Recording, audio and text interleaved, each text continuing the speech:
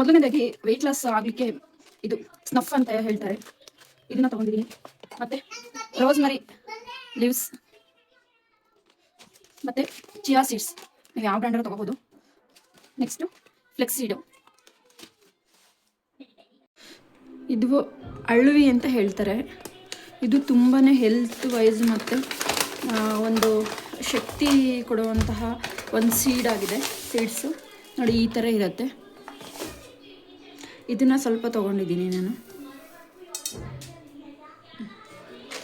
ಮತ್ತು ಸ್ನಫು ತೋರಿಸ್ತೀನಿ ನಾನು ಯಾವ ಮೆಜರ್ಮೆಂಟಲ್ಲಿ ತೊಗೋಬೇಕು ಅಂತ ಹೇಳಿ. ನೋಡಿ ನಾನು ಈ ಒಂದು ಬಾಕ್ಸೆಲ್ಲ ಅಳತೆಯಲ್ಲಿ ತೊಗೊಳ್ತಾ ಇದ್ದೀನಿ. ನೋಡಿ ಇದು ತುಂಬಾ ಹೆಲ್ತಿಗೆ ತುಂಬಾ ಒಳ್ಳೆಯದು ಸ್ನಫು. ಇದು ರೋಸ್ಮರಿ ಲೀವ್ಸ್ ಅಂತ ಹೇಳಿದ್ನಲ್ಲ, ಅದು ಯಾವ ಥರ ಇರುತ್ತೆ ತೋರಿಸ್ತೀನಿ. ಇದು ನಿಮಗೆ ಸುಮಾರು ಹೆಲ್ತ್ ಬೆನಿಫಿಟ್ ಇದೆ ಇದರಲ್ಲಿ. ಇದು ರೋಸ್ಮರಿ ಎಲೆಗಳು ನೋಡಿ ಈ ಥರ ಇರುತ್ತೆ, ಒಳ್ಳೆ ಕಡ್ಡಿ ಥರ ಇದೆ. ಇದು ನಮ್ಮ ಹೆಲ್ತಿಗೆ, ಸ್ಕಿನ್ನಿಗೆ ಆಗಿರಬಹುದು. ನೀವು ಇದನ್ನೆಲ್ಲ ಗೂಗಲಲ್ಲಿ ಸರ್ಚ್ ಮಾಡಬಹುದು ಬೇಕಾದರೆ, ಏನೇನು ಇದರಿಂದ ನಮ್ಮ ಹೆಲ್ತ್ ಬೆನಿಫಿಟ್ ಇದೆ ಅಂತ ಹೇಳ್ಬಿಟ್ಟು. ನೀವು ಟೀ ಕಾಫಿ ಕುಡಿಯೋದು ಬದಲು ಡೈಲಿ ಈ ಒಂದು ಡ್ರಿಂಕ್ನ ಕುಡಿಯೋದ್ರಿಂದ ನಿಮಗೆ ಹೆಲ್ತಿಗೆ ಇರಬಹುದು. ಆಮೇಲೆ ಸುಮಾರು ಜನಕ್ಕೆ ಫೈಲ್ಸ್ ಪ್ರಾಬ್ಲಮ್ ಇರುತ್ತೆ, ಅದಕ್ಕೆಲ್ಲನೇ ತುಂಬಾ ಹೆಲ್ಪ್ಫುಲ್ ಅಂತಲೇ ಹೇಳ್ಬಹುದು ಈ ಒಂದು ಡ್ರಿಂಕು. ನಾನು ಮತ್ತೆ ನೋಡಿ ಇದು ಚಿಯಾ ಸೀಡ್ ಅಂತ ಹೇಳ್ತಾರೆ, ಇದನ್ನು ತುಂಬಾ ಒಳ್ಳೆಯದು. ಇವನ್ನೆಲ್ಲ ತುಂಬ ರೋಸ್ಟ್ ಮಾಡ್ಕೊಳ್ಳೋಂಥ ಅವಶ್ಯಕತೆ ಇಲ್ಲ. ನೋಡಿ ಎಲ್ಲ ನಾನು ಇದರಲ್ಲಿ ಒಂದೊಂದು ಬಾಕ್ಸ್ನ ತೊಗೊಂಡಿದ್ದೀನಿ. ನೆಕ್ಸ್ಟು ಫ್ಲೆಕ್ಸ್ ಸೀಡು, ನಿಮಗೆ ಗೊತ್ತಿದೆ ಫ್ಲೆಕ್ಸ್ ಸೀಡಲ್ಲಿ ಎಷ್ಟು ಬೆನಿಫಿಟ್ ಇದೆ ಅಂತ ಹೇಳ್ಬಿಟ್ಟು. ನಮ್ಮ ಹೇರ್ ಆಗಿರಬಹುದು, ಸ್ಕಿನ್, ಇವೆಲ್ಲ ನಮ್ಮ ಹೇರ್ ಮತ್ತು ಸ್ಕಿನ್ನು ಮತ್ತು ನಮ್ಮ ವೆಯ್ಟ್ ಲಾಸ್ಗೆ ತುಂಬಾ ಒಂದು ಪವರ್ಫುಲ್ ಆದಂತಹ ಇಂಗ್ರೀಡಿಯೆಂಟ್ಸ್ ಅಂತಲೇ ಹೇಳ್ಬೋದು ಈ ಸೀಡ್ಸ್ ಎಲ್ಲದನ್ನು. ತುಂಬ ಜನಕ್ಕೆ ಇದು ಗೊತ್ತಿದೆ, ಬಟ್ ಗೊತ್ತಿಲ್ಲದೆ ಇರೋರಿಗೆ ಈಸಿಯಾಗಿ ಯಾವ ರೀತಿ ವೆಯ್ಟ್ ಲಾಸ್ನ ಮಾಡ್ಕೋಬಹುದು ಅಂತ ಹೇಳ್ಬಿಟ್ಟು ತೋರಿಸೋಣ ಅಂತ ಹೇಳ್ಬಿಟ್ಟು ಅಷ್ಟೇ. ಈಗ ನೋಡಿ ಫ್ಲೆಕ್ಸ್ ಸೀಡ್ನು ನಾನು ಒಂದು ಬೌಲ್ನ ತೊಗೊಂಡಿದ್ದೀನಿ. ಫೆನೋಗ್ರಿಕ್ ಮೆಂತೆ, ಮೇನ್ ಸೀಡ್ಸ್ ಬೇಕಾಗಿರೋದು ನಮಗೆ ಮೆಂತೆ. ನಿಮಗೆ ಗೊತ್ತಿದೆ ಮೆಂತೆ ಎಷ್ಟು ಒಳ್ಳೇದಂತ ಹೇಳ್ಬಿಟ್ಟು.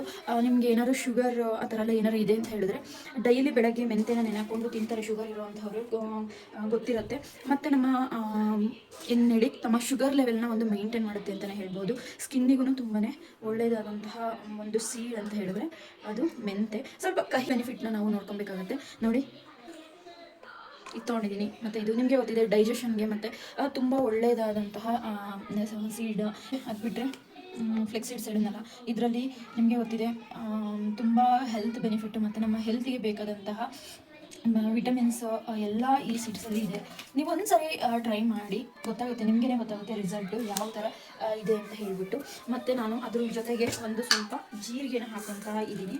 ಇದು ನಿಮಗೆ ಗೊತ್ತಿದೆ ನಮ್ಮ ಡೈಜೆಷನ್ ಇರ್ಬೋದು ಅಥವಾ ಗ್ಯಾಸ್ಟ್ರಿಕ್ ಇರ್ಬೋದು, ಪ್ರತಿಯೊಂದಕ್ಕೂ ಹೆಲ್ಪ್ಫುಲ್ ಆಗುವಂತಹದ್ದು. ಸ್ವಲ್ಪ ತೊಗೊಂಡಿದ್ದೀನಿ, ಅದೇ ಫ್ಲೇವರ್ಸ್ ಬಂದುಬಿಡುತ್ತೆ ಜೀರಿಗೆ ಜಾಸ್ತಿ ಹಾಕೊಳ್ಳೋದ್ರಿಂದ. ನಾನು ಹಾಗಾಗಿ ಜಾಸ್ತಿ ಜೀರಿಗೆನ ಹಾಕ್ಕೊಂಡಿಲ್ಲ, ಸ್ವಲ್ಪನೇ ಜೀರಿಗೆನ ಹಾಕ್ಕೊಂಡಿದ್ದೀನಿ.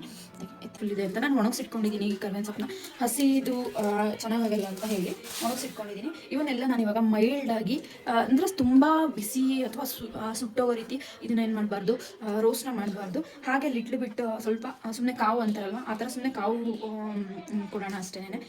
ಹೇಗೆ ಉದ್ದು ಪೌಡ್ರ್ ಮಾಡಿ ಕುಡಿಯೋದು ಅಂತ ಹೇಳ್ಬಿಟ್ಟು ಇವಾಗ ತೋರಿಸ್ತೀನಿ ಬನ್ನಿ. ಇದನ್ನು ನಾನು ಕಬ್ಬಿಣದ ತೊಗೊಂಡಿದ್ದೀನಿ, ಅದಕ್ಕೆ ಇವಾಗ ನಾನು ಒಂದೊಂದೇ ಹಾಕ್ತಿದ್ದೀನಿ. ಫಸ್ಟ್ ಇವಾಗ ಫೆನಿಕ್ ಸೀಡ್ ಅಥವಾ ಏನಂತಾರೆ ಸೋಂಪು, ಅದನ್ನು ಹಾಕೊಳ್ತಾ ಇದ್ದೀನಿ.